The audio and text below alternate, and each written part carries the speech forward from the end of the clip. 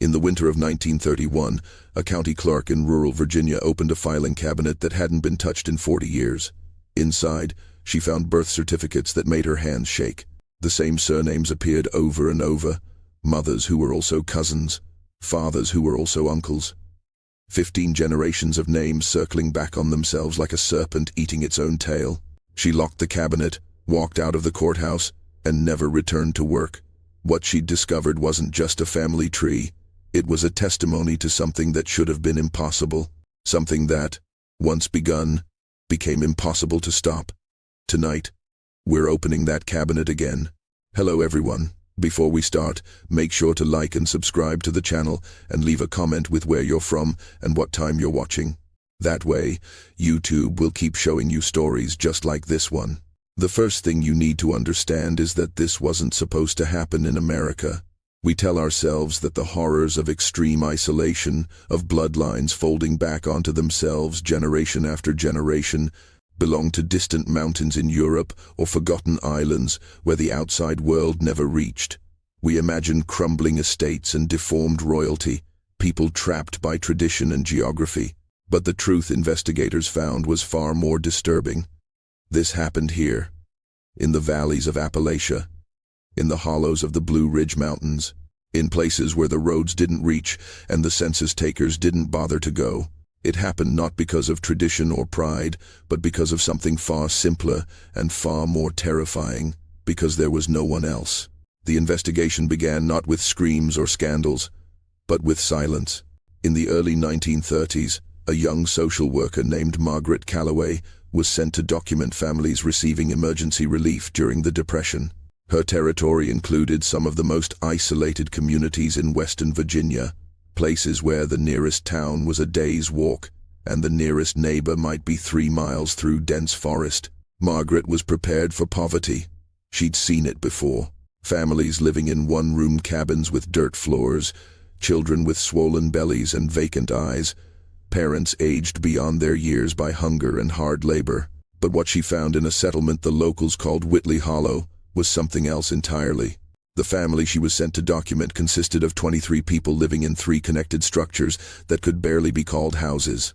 When Margaret began asking questions and recording names, dates, and relationships, she noticed something odd.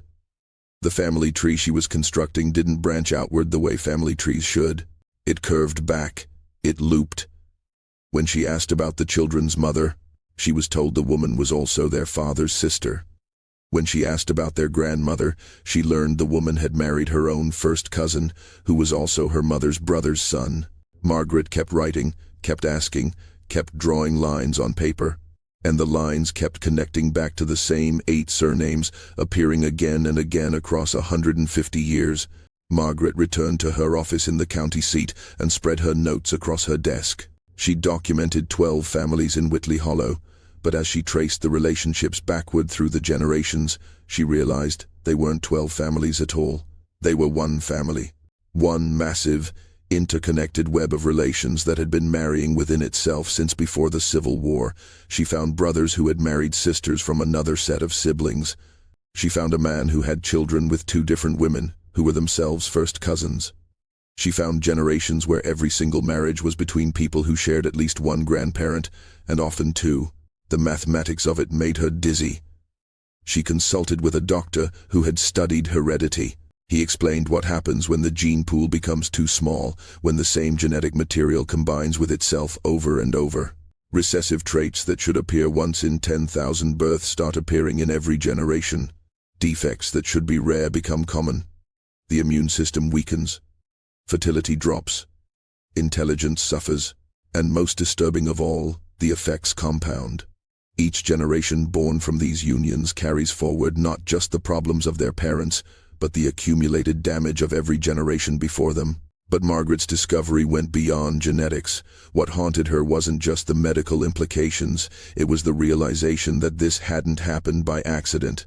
When she interviewed the oldest members of the community, people in their 80s and 90s who could remember back to the 1850s, they told her something that made her blood run cold.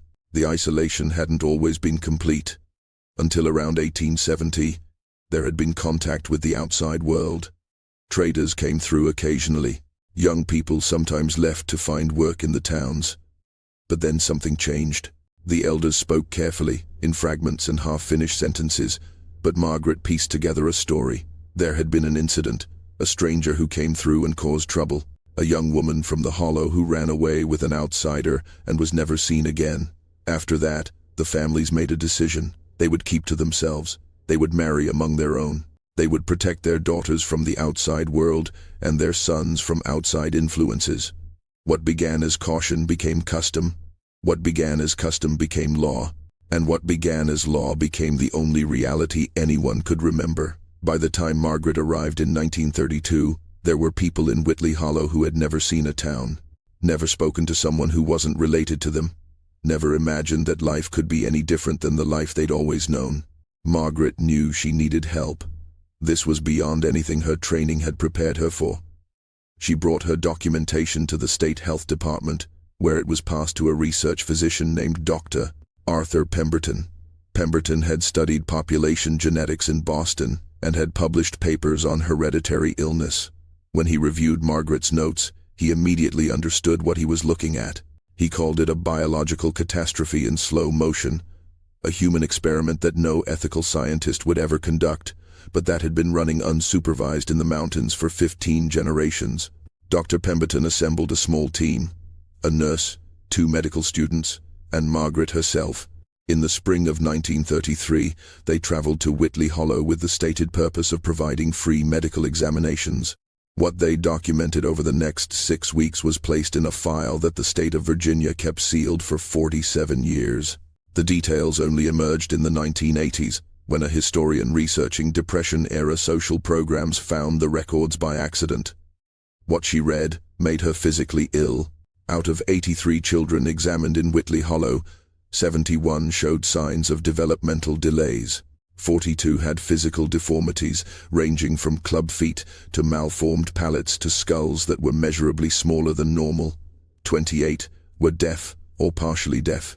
19 had severe vision problems, including several cases of blindness. 16 showed what the doctors described as profound mental deficiency, unable to speak or care for themselves despite being 8, 10, 12 years old. The team found a 14-year-old boy with the mental capacity of a 2-year-old. They found twin girls, age 9, who had never learned to walk. They found families where every child born in the last 20 years had died before age 5, and yet the parents kept trying, kept bringing new lives into the world, only to watch them suffer and fail. But the physical problems were only part of the horror. Dr. Pemberton noted something else in his private journals, something he was afraid to put in the official report. The emotional atmosphere of the community was wrong. He described it as a collective resignation, a spiritual exhaustion that hung over the hollow like smoke. Parents who spoke about their children's disabilities with no emotion at all, as if suffering was simply the expected state of existence. Teenagers who seemed decades older than their years, already defeated by a life that had barely begun. And strangest of all, a complete absence of hope for change. When Pemberton suggested that young people might benefit from leaving, from finding opportunities elsewhere, from marrying outside the community, he was met with blank stares. The idea was literally incomprehensible. This was their place. These were their people. This was how life had always been, and how it would always be. The prison wasn't just in their genes, it was in their minds. The team tried to intervene. They really did. Dr. Pemberton returned to the state capitol with a proposal for a social rehabilitation program. He wanted to relocate families, provide education, offer medical care, and most importantly, encourage the younger generation to marry outside the community. He presented his findings to a committee of state officials in the summer of 1933. The meeting lasted less than an hour. His proposal was denied. The reasoning was never officially documented, but Margaret later described what she heard through whispers and closed-door conversations. The state had no interest in acknowledging what had happened in Whitley Hollow. To do so would be to admit that they'd failed to protect their own citizens for over a century. It would raise uncomfortable questions about other isolated communities throughout Appalachia. How many more Whitley Hollows were out there? How many other places where the gene pool had collapsed while the government looked away? And perhaps most damning of all, It would cost money. The depression was at its worst. State budgets were decimated. There was no funding for programs that served populations most people didn't know existed. So the decision was made to do nothing. The medical records were filed away.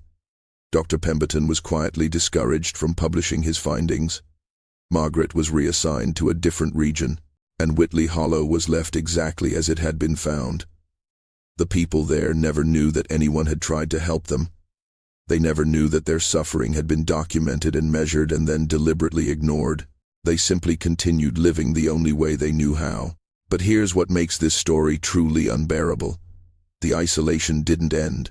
Through the 1940s and 50s, as America modernized and highways reached deeper into rural areas, Whitley Hollow remained cut off, partly by geography, partly by choice, but mostly by something harder to define.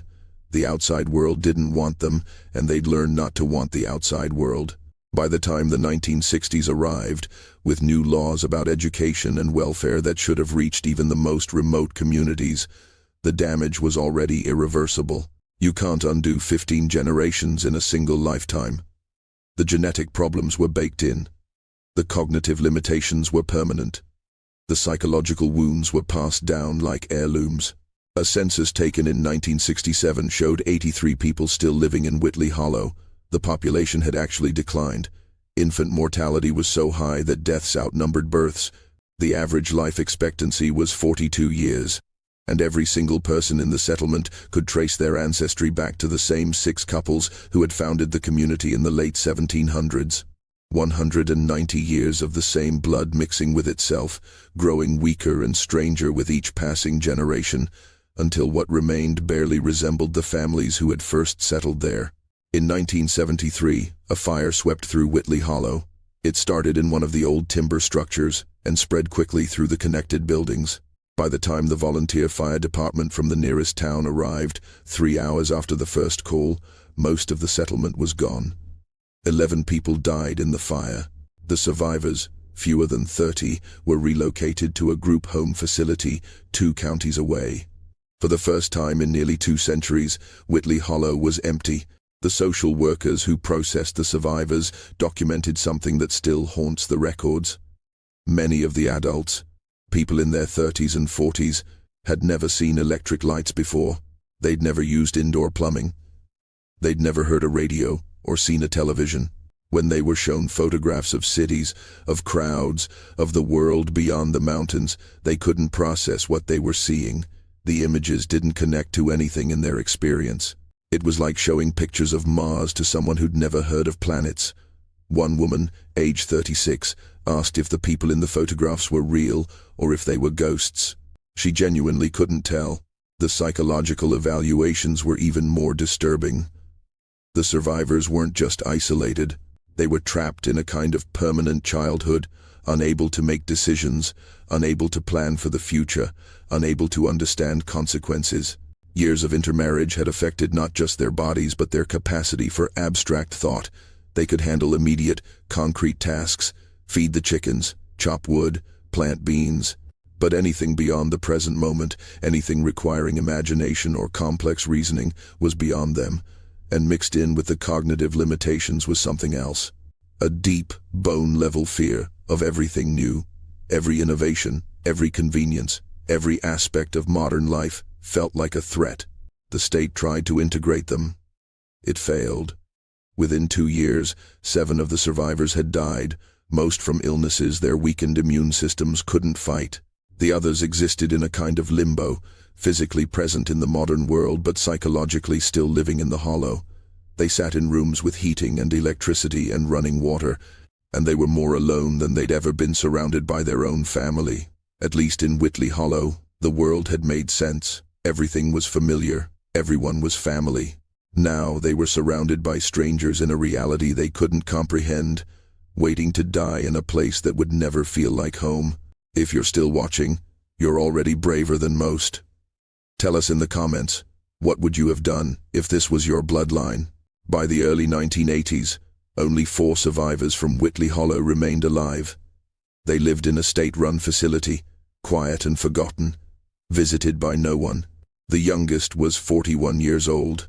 The oldest was 67. None of them could read. None of them had ever held a job. They spent their days sitting by windows, looking out at a world they would never understand, waiting for death to release them from their exile. It was during this time that a graduate student named Caroline Pierce stumbled across the sealed medical records from 1933. She was researching rural poverty in Appalachia for her dissertation, and a sympathetic clerk at the State Archives pointed her toward a file marked Whitley Hollow Settlement Study, Restricted Access. It took Caroline 6 months to get permission to review the documents.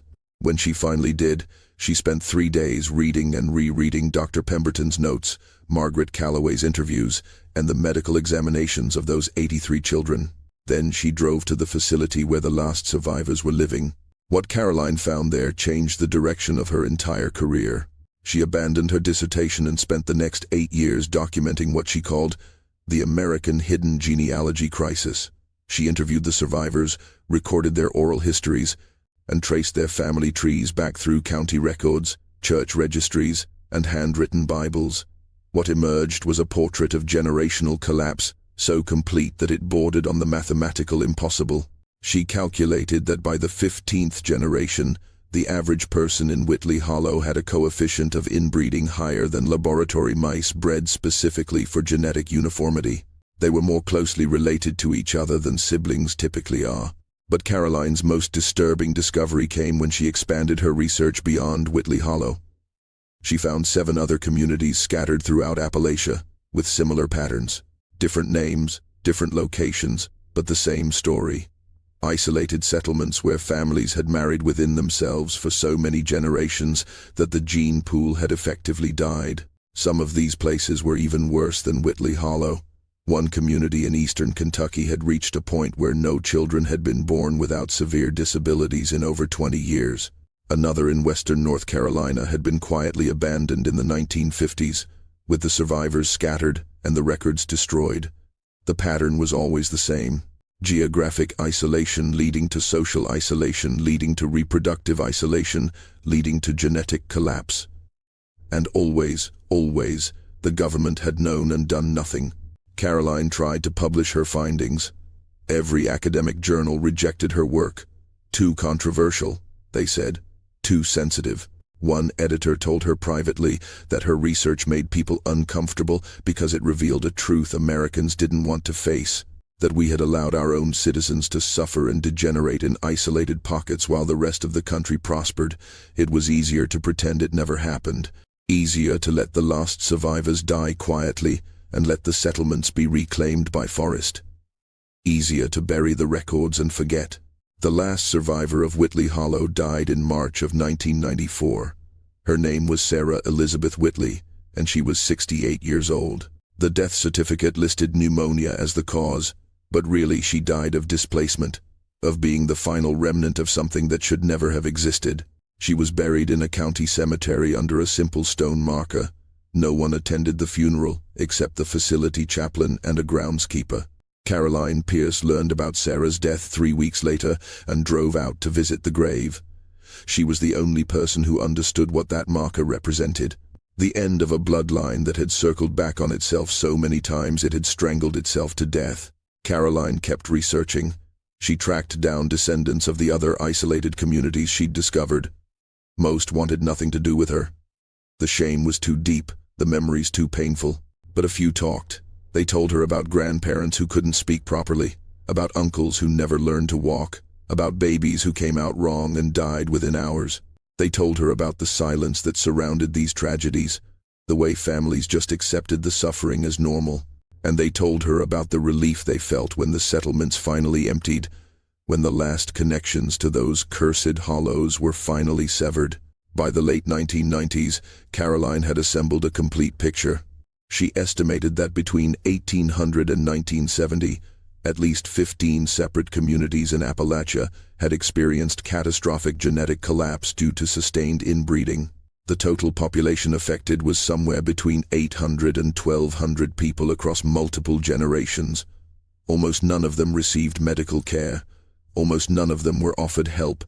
Almost all of them suffered in ways most Americans couldn't imagine. And when they finally died out, they left behind almost nothing.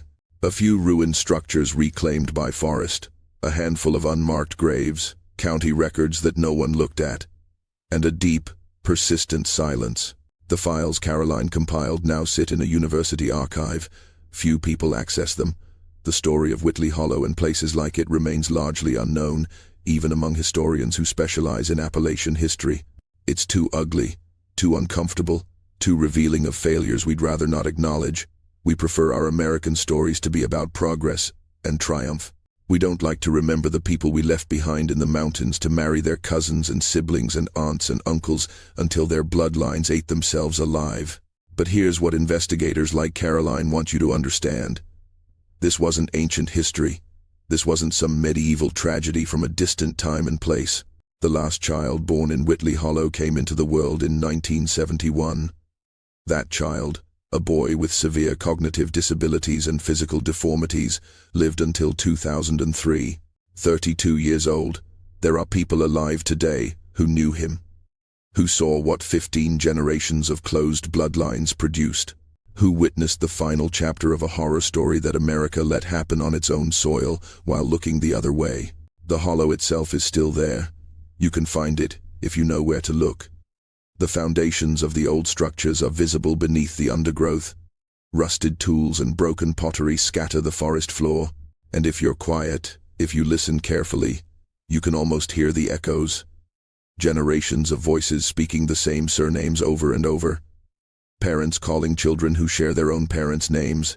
A family tree that isn't a tree at all, but a knot that pulled tighter and tighter until nothing could breathe, until the bloodline strangled itself, and silence finally came.